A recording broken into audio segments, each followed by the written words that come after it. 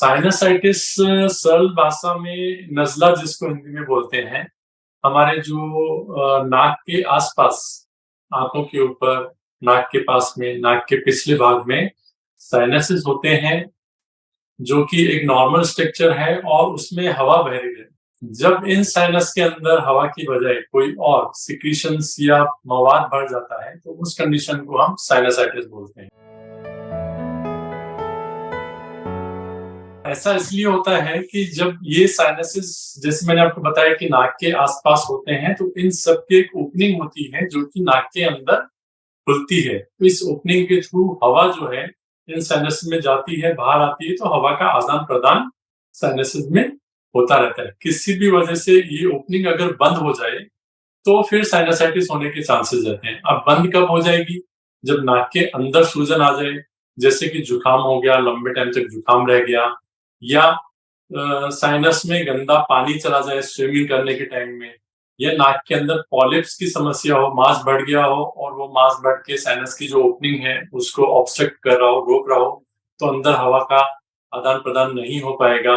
या फिर जिन लोगों को नाक की एलर्जी की समस्या है लंबे टाइम से और वो एलर्जी का ट्रीटमेंट नहीं लेते हैं, उस पे ध्यान नहीं देते हैं, तो धीरे-धीरे नाक की चमड़ी में, अंदरूनी चमड़ी में सूजन आके साइनस की ओपनिंग बंद हो जाती है और बंद होने के बाद में इसमें इन्फेक्शन हो जाता है। सबसे इम्पोर्टेंट कारण तो यही है कि अगर साधारण सर्दी-जुकाम होता है और हम अगर उसका इलाज नहीं लेते हैं, टाइम पे अगर हम ट्रीटमेंट नहीं करवाते हैं और उसको बिगड़ने देते हैं, तो वो अल्टीमेटली साइनसाइटिस में कन्वर्ट हो जाता है।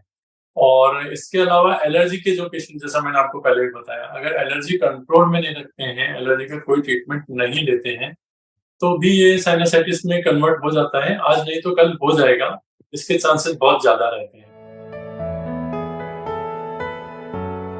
आम सर्दी-जुकाम जो कि लगभग 5-6 4-6 महीने में सबको होता है, उससे साइनसाइटिस अलग है, क्योंकि साइनसाइटिस के अंदर आपका नाक बंद, किसी का नाक बंद हो जाता है, किसी को खास तौर से नाक के साइड के जो एरिया है और आँख के ऊपर वाले जो एरिया है, वहाँ पे आपको फुलनेस, भारी जैसा या फिर दर्द हो जाएगा अगर आपको साइनसाइटिस है तो।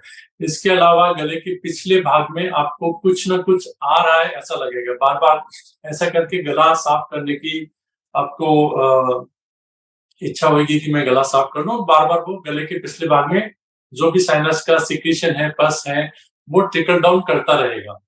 इसके अलावा किसी-किसी को बुखार भी आता है, लंबे टाइम तक जुकाम रहता है, नाक बंद हो जाता है, नाक बंद होने की वजह से स्मेल नहीं आती है। ये सब लक्षण हैं साइनसाइटिस के, जिनको कि ईएनटी डॉक्टर या आप खुद भी इन लक्षणों के बेसिस पे आप डायग्नोज कर सकते हैं कि हाँ, मुझे साइनसाइटिस की प्रॉब्लम हो गई है।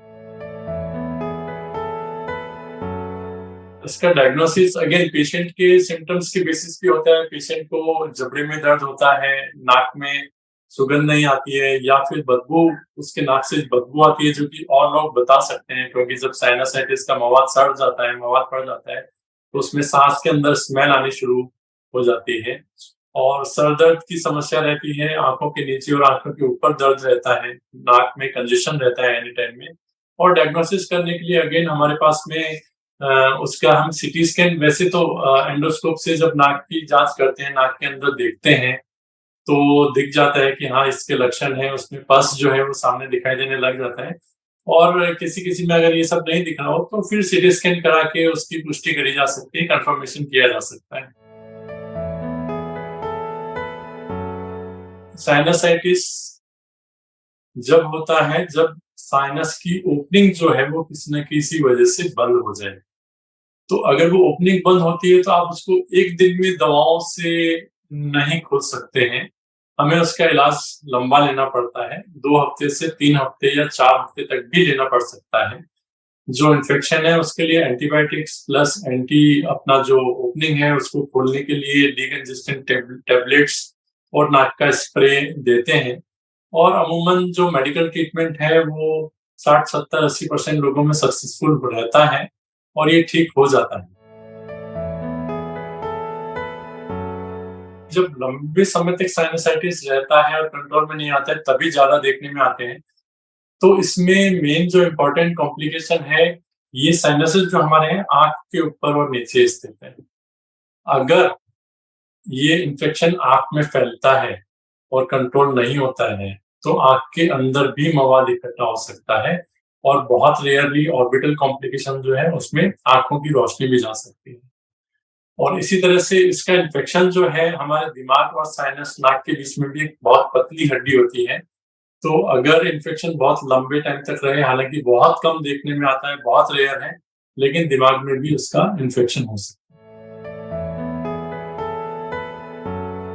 आप अपना साइनसाइटिस का चेक करवाइए, अगर ज़रूरत है तो सीटी स्कैन करवाइए और जो भी डॉक्टर आपको सलाह देते हैं लंबे टाइम तक अगर एंटीबायोटिक देने की ज़रूरत है या जो भी टैबलेट्स और स्प्रे देने की ज़रूरत है, वो आप लीजिए और इसके बाद में दवा तभी बंद करें जब आपके डॉक्टर दवा बंद कर देते हैं।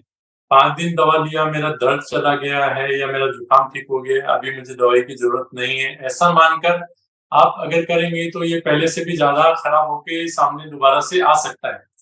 और जो नॉर्मल चीज़ें हैं, जो सबको पता है कि सर्दी अवॉइड करें, कोल्ड ड्रिंक्स, आइसक्रीम, ये सब चीज़ें, ठंडा खाना, ठंडी चीज़ें, बर्फ वाली चीज़ें, इन सबको अवॉइड करें क्योंकि ऑलरेडी आपको साइनस की तकलीफ है।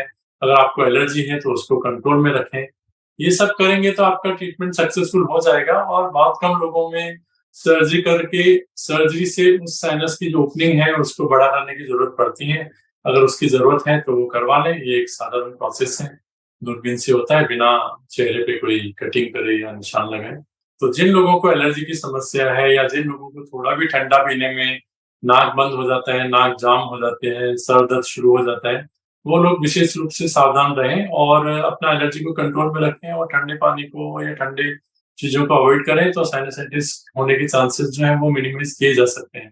दूसरा, स्विमिंग करते टाइम में भी ध्यान रखें कि आपके साइनस के अंदर पानी नहीं जाना चाहिए।